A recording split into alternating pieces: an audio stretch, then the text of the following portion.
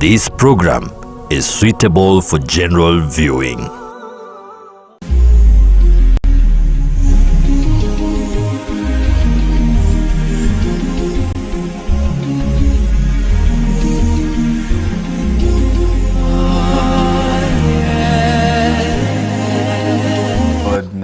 Assalamu alaikum wa rahmatullahi wa barakatuh, and a very good evening. My name is Faisal Kassim and welcome to the live Real Talk. And tonight I'm so honored that you could make time to join us. Why? Because we are having a conversation that we've had time and time again. As Arab would say, miraran wa tikraran.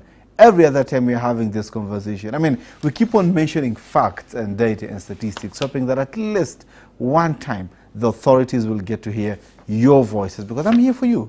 I'm speaking what you want me to say. I'm asking the questions that you want me to ask. So we are hoping, we kept on hoping and wishing that at least for once the authorities would hear our voices and try to do something different. Luckily enough, this administration came out openly and the president pronounced himself and said that enforced disappearances and extrajudicial killings will be a thing of the past under his watch. Are we still having these cases? Still there, although low-key, but again, they exist. So, what are we doing tonight then? Let's discuss what are some of these enabling factors? What are some of the things that are contributing towards this heinous crime, towards these injustices? And I'm talking about enforced disappearances in this country. It is something that has a long history we have no time for, because I'm having an amazing guest this evening, starting from my immediate left, my brother, my good friend, Mr. Irungu Houghton. Good evening, sir. Good evening, brother. Thank you so much for making time for us, brother.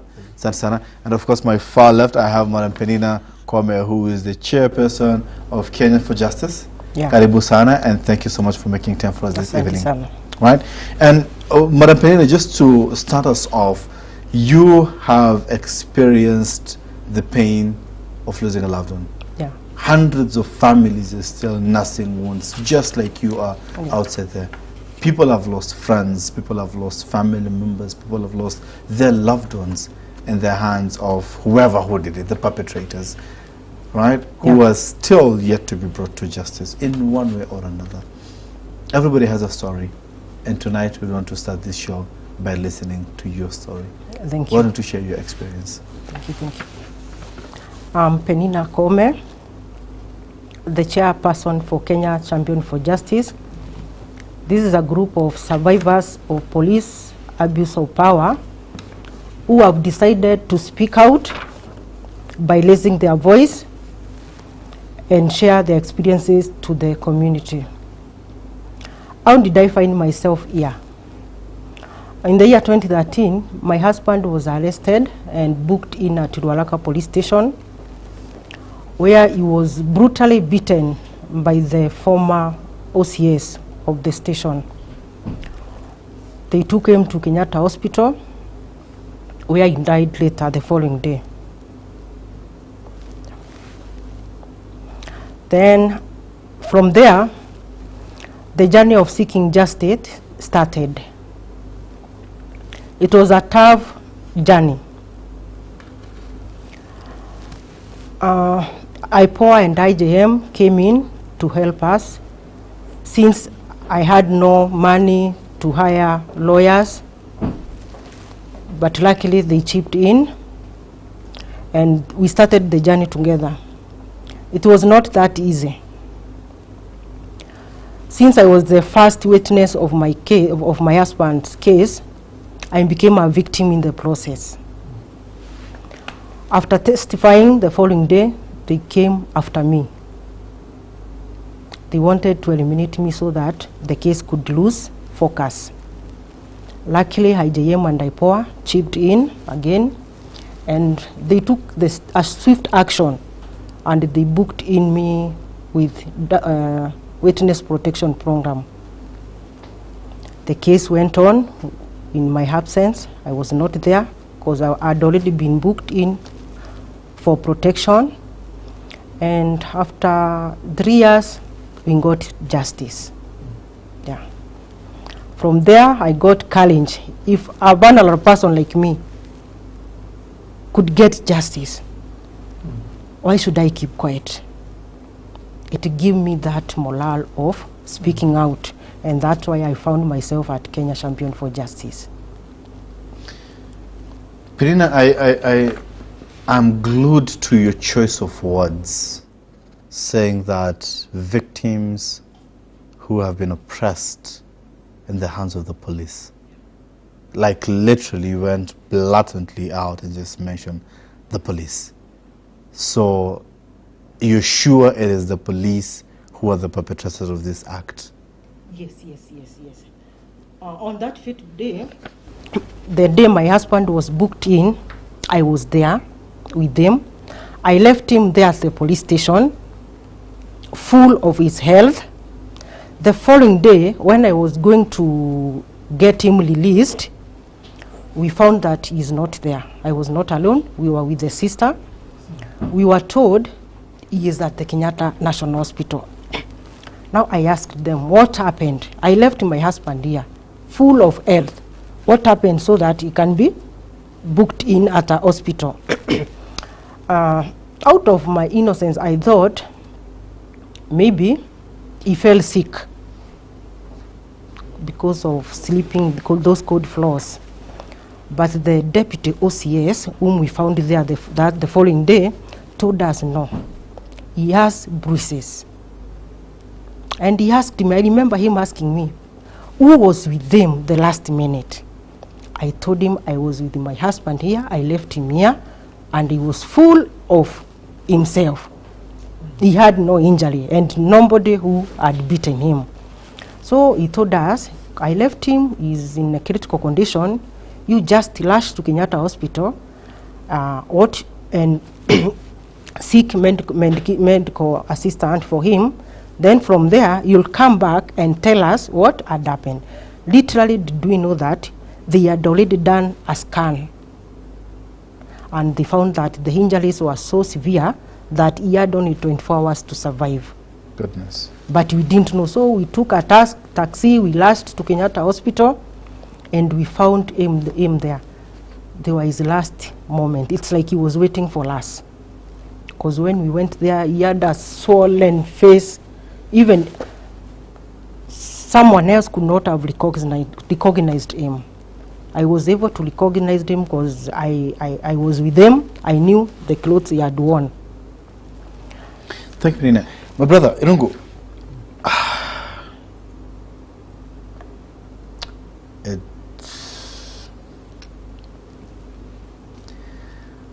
there are hundreds of widows like Peninah outside there. You guys are there, IPOA, Haki Africa, and the whole civil society fraternity. Every other day, we come and cover you, the press conference, speaking and say, this is injustice, we're going to pursue, this is injustice, we're going to pursue. But the fact that we're here tonight speaking about this problem, it is still something that exists outside there. Where's the leaking bucket, Irungu? So first of all, just let me just acknowledge Peninah for the strength that it takes to come and tell these stories over and over. And Thank you. for many families, it would be much easier to forget, you know, even after the moment of justice. But actually, to have an organization like Kenyan Champions for Justice means that there is a glimmer of hope. There is a possibility that we can have a country in which 56 million Kenyans can protect each other. And when police officers or state officers go rogue, that they can be apprehended, they can be prosecuted, and they some level of accountability at least at the end of the day. Yeah. Yesterday was International Day of the Disappeared. It happens every year. It's a UN sanctioned day. So globally, from Brazil to India to Kenya, we honor those people who have risen to seek justice for enforced disappearances. And I guess there are a number of moments that are significant this year. But I think the place I wanted to start really was just to say how long we've been, I guess, fighting against this kind of injustice. And, you know, anybody who understands Kenyan history will know that, you know, Mekatilili Wamenza was forcibly disappeared. Harry Thuku was forcibly disappeared. Dedan Kimathi was forcibly disappeared. We had James Kariuki. I mean, there's a whole range of people. And more recently, In the last few years, we've seen cases like, for example, the current UDA Secretary General, Cleophas Malala. It's not long, maybe 2 years now, since he was disappeared and driven hundreds of kilometers. Come on, recently we had Mr. Rai, just what? And Boniface Akach from Nyanza and places like that, or even Dennis Itumbi, the Cabinet Administrative Secretary. And I think I like to mention the diversity of names, because it's really important for people to get that actually, by leaving a leaking bucket, as you described it, a justice system that is not accountable, that violence can be wreaked on anybody. And 2 years ago, I think I was here and we talked a bit about the violence against Muslim clerics. And we talked about, Tamir Karaoke and other people. And I think at that time there were about 38 Muslims who had disappeared and were put in various, they call them safe houses, but really detention centers, unmarked, unregistered detention centers across this republic. And the profiling of the Muslim community was at its worst a couple of years ago. True. So I guess, one of the things that we have to recognize this year is, according to the Missing Voices, the numbers have actually come down. So a year ago in 2022, we had about 50 cases. Yes, 56 cases. 56 cases, correct. And now we're down to about just 20 or so cases. So it's come down dramatically, but 20, of course, is 20 too many. True. So I think we have to continue to say, until this practice is eliminated from our culture, from our policing culture, no one is safe. And as Amnesty International, we will continue without fear to call out, police officers, ministers, and even the head of state, if there is any, any encouragement of enforced disappearances, because it is just too dangerous for us all. Precisely, he's pronounced himself, but again, still, as I said earlier, we're still having this conversation. So where is the bucket leaking from, in your own opinion? Is it the justice system? Is it the rogue state officers? Is it just too much talk with zero action? Because the president said, we will not condone this. This is not happening under my watch. But again, we still have cases. Although silent. So, it was a promise by Kenya Kwanza that there would be no more extrajudicial killings. There would be no enforced disappearances. It's not just something that was spoken in rallies. It's actually written into the manifesto. And therefore, for many of us, we were really relieved that this would be a focus for the government. And of course, one of the first things that was done as the Kenya Kwanza administration came in is that they revamped the National Police Service. They changed the head of the Directorate of Criminal Investigations. And disbanded they disbanded the special unit, special unit, and also they changed the leadership of the anti-terrorism police unit. So there was a sense that there would be a new broom or a new leadership. And we hope that would come with a respect for the rule of law and a respect for courts. But unfortunately, we're starting to see that culture return. And therefore, I guess to answer your question, I think there are a number of things. One is that there is not enough sanctions and accountability for officers that do this, and for their commanding officers that command them to do this. And what we know from the many cases that IJM, Haki Africa, and a number of organizations have pursued is that when police officers are prosecuted, they are not prosecuted with their commanding officers most of the time. They're not even prosecuted with the Minister of Interior. They actually stand in that courtroom alone. They bear sole responsibility. Sole responsibility, and therefore, for the next 2 to 3 years, they will undergo, prosecution. And in creeping now, what we're beginning to see is a number of convictions, right? So I think the first thing is that we need to accelerate the accountability for lawlessness within the National Police Service. The second thing I think that has to happen is that we have to get faster and quicker at being able to identify when people go missing, where they have gone missing, to identify witnesses, to protect them. Peninah would not be here today if she was not protected, if she had not been protected. So we have to call on the Witness Protection Agency and all the human rights organizations to be quicker and to be much more skillful at protecting not just witnesses, but the families of survivors as well, because that also is a bit of an issue. And sometimes we've had cases of people who were abducted, they are released, and then they're abducted again. Yes, and I think yes. that's the other area. But I think if we move from, I guess, police behavior, we, of course, as a country, we still have not ratified the International Convention on an end to forced disappearances, and I think that's a starting point. We still have not seen, the reforms that were promised. For example, the National Coroner's Service Act that was passed in 2017. It's now 5 years since the National Assembly passed that act. We have yet to see a independent coroner, a forensic capacity to be able to prosecute cases like this. So it is still the case of the police prosecuting themselves, which is not our law. It is not effective as a strategy. And the last one, I think, is that we still do not have a database, national database of missing persons. So if you take, I guess, an issue that has really preoccupied many of us, which is the case of Shakahola.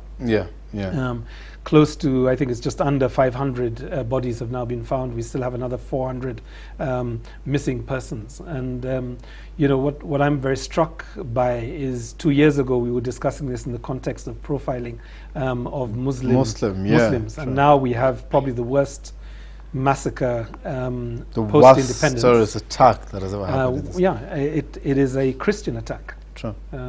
So I think we have to, demand that the system is much more effective at being able to stop this. Great. Thank you so much, Irungu, for the comprehensive answer. And Peninah, you have your institute, you have your organization, you have your movement that you're trying to be the voice of the voiceless. You're trying to, it's like a support group, so to speak. Right? Yeah. And you've had many experiences and many stories as well. Yes, many. From where you're sitting and from the stories that you've had, right? What are some of the contributing factors? Why was your husband arrested and ultimately led to his demise? And the people that you've been with, what are some of these contributing factors? Because every other time you hear, for example, the famous quotes, right? Muhammad. Oh, what is it? Muhammad. Muhammad Mutoke Kenya. Wende Mbinguni, or those are three. There are only three options. You either Mufungwe, you will be arrested, you will be deported, Muhammad, or or you go to heaven. The proverbial. Assuming they are Christians. Assuming. I'm told I need to pay my bills. I mean, because it's end month, natakam shahara. So just allow me to pay my bills right now. 1 second, please do not go, because I want to hear the stories. What are these contributing factors? Because initially we were not told when it was a Muslim affair, we were told, Monafanya, a lot of radicalization. So, but again, we've seen Shakahola, we've seen Peninah's husband. He's not Muslim, right? So it's no longer a Muslim affair. It's a national affair. Dennis Itumbi is not Muslim. Cleophas Malala is not Muslim. It's a clearly national affair. So what are some of these contributing factors? I really want to know the answer. Do you? Do not touch that dial. We're going to be back in a moment.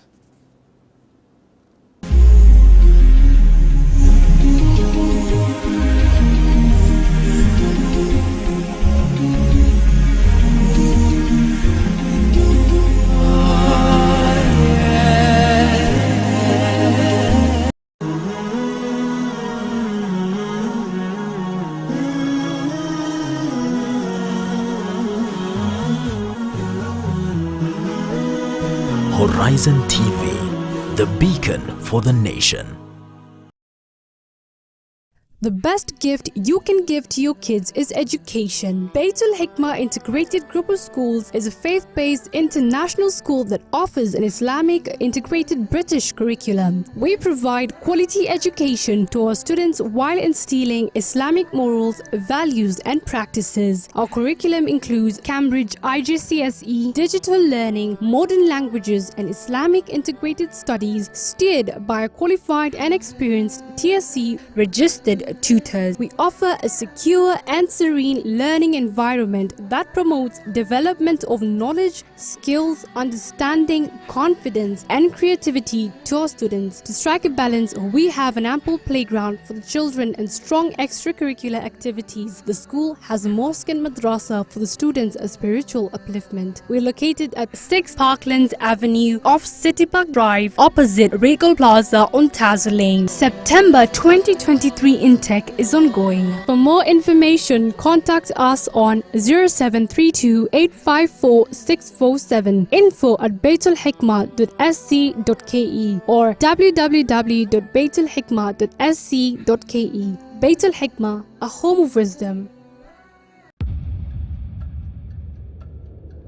Wakati nilisilimu hiyo picha iliweka kwenye YouTube, so walipatana kule, nikapigiwa simu, nikauliza kuna video tunaona, je ni wewe? Ilinipa moyo, siku give up. Nasema anavyosema inna Allah masabirin. Mamangu haya kujela elimu kwangu ilikuwa inanisaidia kidogo. Mwambia mama sijishughulishe, maana ifikia nataka kuuza kile kitu kwa usafiri wake kuja. Sasa ilikuwa vita kwa kanisa, vita huko nje. Kwa kanisa unapigwa vita kwa president worship, mara unaimba kujionyesha, mara sijui nini. Yani there was no a single day that will pass without me not crying.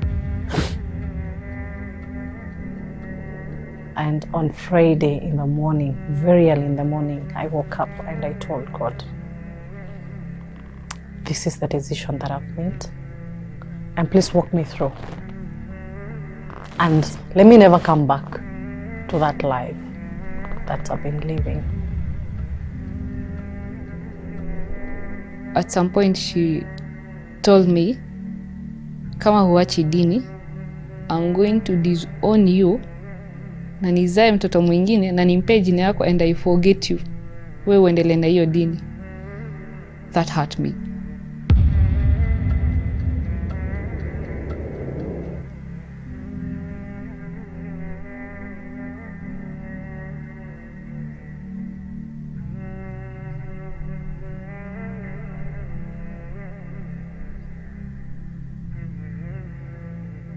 أعوذ بالله من الشيطان الرجيم.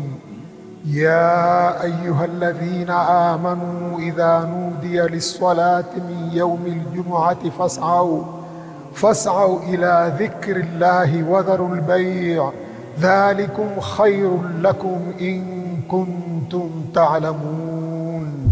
Enyi mlioamini, munapoitwa kuhudhuria swala ya Ijumaa, fanyeni haraka kuikimbilia, muache biashara zenu, hilo ni bora ikiwa mwelewa. Isikilizeni kwa umakinifu khutba ya Ijumaa ili uzidi kujenga imani yako na kupata faida nyingi ya siku hii. Coming to you every Friday from Jamia Mosque, Nairobi. Live on HorizonTV.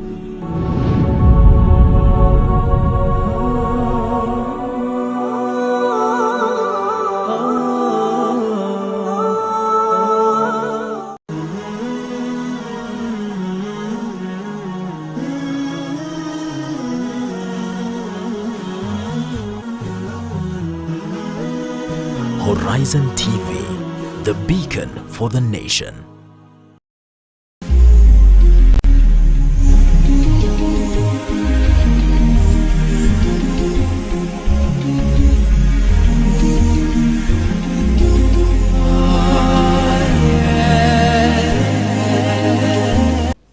Assalamu alaikum wa rahmatullahi wa barakatuh and welcome back. My name is Faisal Kassim and this is the Live Real Talk. We are talking about enforced disappearances. It is a heinous act that still leaves wounds in people's heart. Families are still in the recovering process. They're still healing until today. I mean, there are things that you'll get over, but there are things you have to live with them or for the rest of your lives. And losing a loved one is one of those things.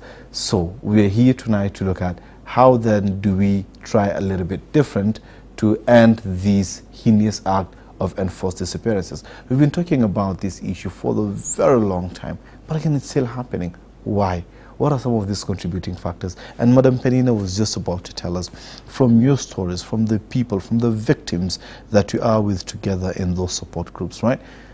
What are some of the key highlights that are coming out that appear to be, or rather are being assumed or insinuated that these may be the leading factors to these enforced disappearances and extrajudicial killings? Okay, before I answer you on that, let me touch on what Mr. Irungu has talked about, Kenya Kwanza manifesto. Being a victim, and what Kenya Kwanza manifesto said about extrajudicial killings, I had so much hopes on that. And that's why I supported them. But with how things are going, we are going back to where we've come from. Now, getting back to your question, like in my husband's case, that was an act of a log officer, abuse of power. What led to his arrest? I mean, I'm just interested to find out. It was, let me call it like domestic issue. Okay. Yeah, he came home, but it was not really domestic. I can't, even today, I can't explain what. But again, so it just happened that he was arrested? Yes, he was arrested. Okay, No, let me share it briefly. He came home, then he insisted on walking out with our baby, and she was just 1 month old. We had not quarreled. We had not, in fact, he died, and we've never had any domestic issue. Even neighbors were wondering, what caused this? So he came and he wanted to live with the kid, with the child, 1 month old, so I could not allow it. I asked neighbors to intervene. I was weak. I was just from maternity, from maternity. So I was weak, so I could not fight with them or what, so I asked the neighbors to intervene. They tried persuading him to let off the child. He threatened to jump over the balcony. That's where the neighbors decided, since police station is just a walking distance, let us go and come with the police. We see if he will let off the child. When they came, he recognized them. He said, let us go to the station, but I'm not letting go my child. I'll go with her. So we went to the station. When we went there, it's like now his senses came back. He said, I'm not getting into the cell. I've not committed any crime. And since it was late at night, the officers who had escorted us told me, since it's late at night, go back, because the child is young, go back, then you'll come in the morning. When he was left behind, he insisted to enter into the cell. But that does not warrant him being beaten. That's where the officers who were in the home B called the OCS. The OCS came and he was drunk. The OCS was drunk. My husband was a little drunk, so that's why he beat him. Yeah. So from your group, you have been sharing experiences. Yeah. What are the other reasons that come out? Business. Like my cousin has been missing since last year, June on 29th. The case is with the DCI Kasarani, DCI Salga, DCI Nairobi area, and finally at the headquarters. He had been hired to transport solar panels to Koome Mission Hospital, and on his way back, that's where he went missing. We later found his vehicle the following day, abandoned, just next to Salga police station. So up to date, we've not heard from them. We've not received any report from the DCI. We've been to DCI, Salga, Nairobi area, everywhere. 1 year right now? 1 year. 1 year, 2 months. And he was not alone, with a friend, a neighbor, also a neighbor from home. So business, we suspect it was business. Then there's another issue of politics. Politics, like these big people who go missing, I suspect those are political issues. Yeah. Irungu, this is not a single religious issue, because initially it was Muslims being profiled and victimized. But again, as you've rightly put it, a number of people are being found and bodies being exhumed from the Shakahola massacre. So it clearly shows you that it cuts across religion. You cannot say it's a social status issue, because it is not just people from the lower part of the pyramid. We saw a billionaire recently being abducted. I mean, those are CCTV. So it cuts across social status. You cannot say it is a tribal issue because it's not just one tribe. Right. It cuts across, right? She's clearly plotted. Politics may be a reason. Business may be a reason. What are other reasons, basically, that you think may be contributing to this thing that she has not mentioned? I mean, there's only one reason, really, which is the abuse of power and state office, primarily, right? So there may be triggers that come from different places. So, you know, spouses can disagree. They can be extramarital disputes. They can be violence in a home. They can be land, contests over land, disputes over land. You know, that's a very big one now, and sadly affecting the very elderly also. I mean, we are seeing, you know, not just baby Sagini, for example, being attacked, but we're seeing, you know, widows and widowers also being attacked. So you've got business-related, I guess, abductions, and then the other one is, of course, politics, is where the police service fail to remain independent, but actually get weaponized by politicians to do the bidding of the government of the day or the politician of the day. And you know, there are many reasons. There's profiling of Muslims. There's profiling of men with dreadlocks. There's, you know, so there could be a whole range of factors there. But I think the most important thing to just keep in mind is that ultimately what happens is somebody misuses state power and breaks the law. And it is somebody misusing state power. And these are people that every time you come out, the human rights activist organization and the civil society, you come out to call out a heinous act like this, immediately or the following day, the police will come out and say, you know what, we are also looking for this person. We are also searching. So for anyone with any information to kindly help and follow the information. So basically these are people, state officers, that through our taxes, they get paid to keep us safe, right? But while you are going out to point that finger, they're also coming and say, we also don't know. Yeah, but I should mention, you know, my experience over the last 5 years working with Amnesty is that, you know, it's not the entire National Police Service that abduct people. It's not the 110,000 police officers in 20,000 police stations that abduct a person. It is an individual police officer or a group of police officers. Acting on whose authority? Because there must be. They may be acting on their own authority. I mean, I think the other big factor, the trigger, is corruption. So, you know, most times when the police officers are not doing what they should be doing, it is because somebody has paid them to do something the opposite, right? So, you know, I often, you know, we have, as Amnesty, we have worked very closely with lots of police officers to try and find people, to try and understand what is happening. And there are a lot of good officers who are out there who are, you know, really shocked by their colleagues. And they are, you know, the first thing they would do is disassociate themselves from it. But I think the important point really is, you know, how do you get a culture of policing that does not allow for these officers? Precisely. Right? And that's where I think, you know, the work of the Independent Policing Oversight Authority, the Internal Affairs Unit, it needs to really have a zero tolerance for this kind of work. And it starts very much at the top with the Inspector General, the Deputy Inspector Generals, and the commanding officers. Do you really think these people are acting on their own authority, honestly?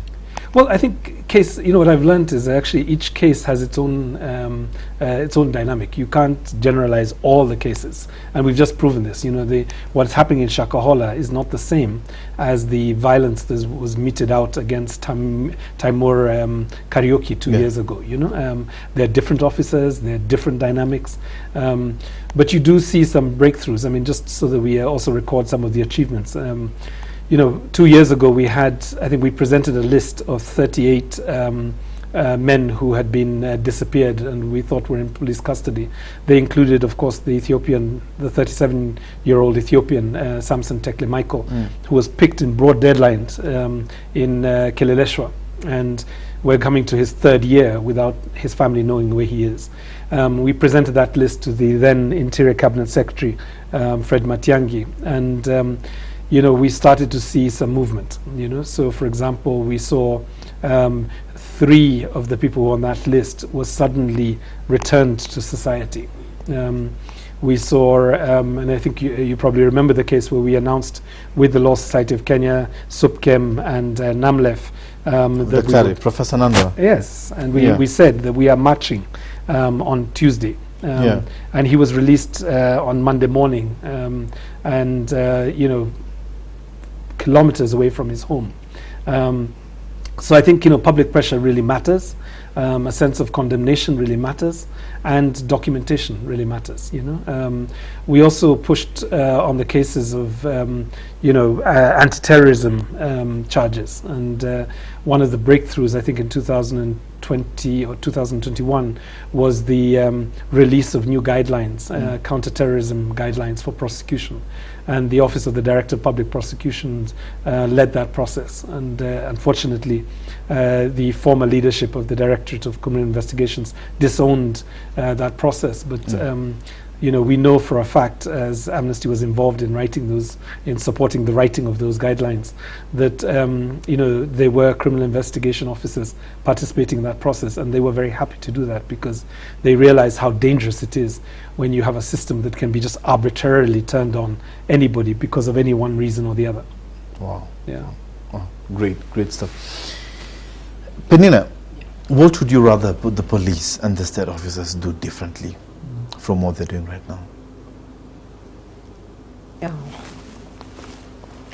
When the cases of missing person is reported, I find that duration of an adult is declared missing after 24 hours. Within 24 hours, much can be done. So I would love if that law, that clause could be removed. The other thing, they should have a technology of identifying those bodies which are found in rivers, in the forest. It will make it easier for the families to identify to get reports about their missing persons. Because as a victim, as I've told you earlier that our cousin has been missing, we've traveled so many morgues all over the country. Yala twice, Nakuru, Embu, everywhere where we find we get news and reports like that some bodies have been found. So I was thinking if the government or the state could come up with a technology of identifying those bodies, it would make it easier for the families. Yeah, because even it's finance constraint. Yeah. I mean, just building on Peninah's point. What Peninah is actually calling for is a missing persons DNA database. Yes. Right?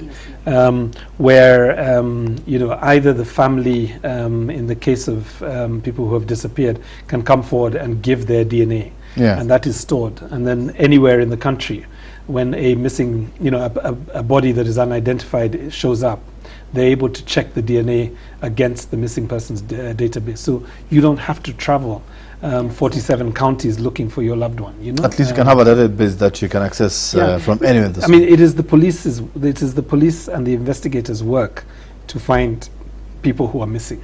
It is not the responsibility of families to do that work for them. I remember when we were in Yala just after those bodies showed up in 2021, and as we were doing a press conference there, a man showed up and said, I have traveled from Garissa to Yala to the morgue there to see whether my son is here, and I still remember his face because I can't imagine what it's like. That, like everybody else, you're watching television or you're reading the papers or you're watching on social media and you hear that bodies have been found somewhere in the country, and then you literally get into your vehicle or you get into public transport and you travel, and that must be at least 1,000 kilometers. And you don't even know what you want to find. Do you want to find your loved one, or do you want to have the relief of that he's not there? Yeah. I mean, that level of trauma, and there's no support for that. Have you been to Shakahola? No, I since have this not. process started? No, I haven't. I promise you exactly what you're describing is what you're going to find. So you find families going regularly. Families going gradually It's traumatizing. every time. It's traumatizing. More bodies have been exhumed. You have people who have camped there since the process started. Or at least they have a representative. Or at least they always keep on checking and keeping tabs with the guys there. It's trying to completely unnecessary. I mean, if you had a missing persons DNA database, those people would have gone, they would have left their DNA, and the forensic investigators, and just to say, we have, very effective forensic investigators. And Dr. Johansson is probably in his league globally, right? True. He doesn't need a family member to stay there for months waiting whether their loved one's body is going to show up or skeletons are going to show up. He just simply needs DNA to test. Precisely. My brother, Irungu, you are rubbing shoulders with some of the policymakers in this country. You have been in this game, you've been calling them out. Some of them are your friends, but again, you still go on TV and you call them out, right? What should we expect different? What should we expect that Amnesty International is going to do differently for as far as enforced disappearances is concerned in future? What should we expect? So we commemorated the International Day of the Disappeared in Kiamaiko yesterday, and about 250 community members showed up, and we had thought that we would go to Shakahola and have the event there, but unfortunately it didn't happen. It would have been, I think, more powerful for us to have gone there. So in our minds always, as we were in Kiamaiko, which is a place where young men disappear in police stations, but we kept Shakahola in our mind. And I think there are probably three things that as Amnesty we have to not let go of. One is we have to keep the pressure on Shakahola and the public eye on Shakahola. The Kenya National Commission for Human Rights are doing a great job in terms of pushing that. Red Cross is doing a good job. There are a number of NGOs, Haki Africa and others from the coast, that are keeping a watching vigil on what's happening there. So that's one. The second one is I think we have to demand that this is the year when we'd see the National Coroner, the Office of the National Coroner established. And Dr. Johansson, who I'm told has been given a brief to develop this, that this is the year that he's given the resources that he requires to be able to do this work independently of the National Police Service. Just like the UK, what happened to the Like the UK, like the US, like the Dutch. We will not be the first to have this system, but we are very much behind the act. I think the third thing is that we have to call for Kenya to ratify the international convention, because I think by ratifying a convention you declare to the international community, and I don't mean the Western international community, but the entire world, that this is not a practice that is acceptable within the Kenyan context. And the last one is that we have to stop powerful politicians from essentially opening the door for this behavior, because I think what we will essentially do is carry practices that they themselves feared, they themselves experienced. I mean, just to give another example, if you want one more example from Kenya Kwanza, the current Interior Minister was disappeared for a while in 2021, just before the elections. If we go by Murkomen's tweets during the pre-election period.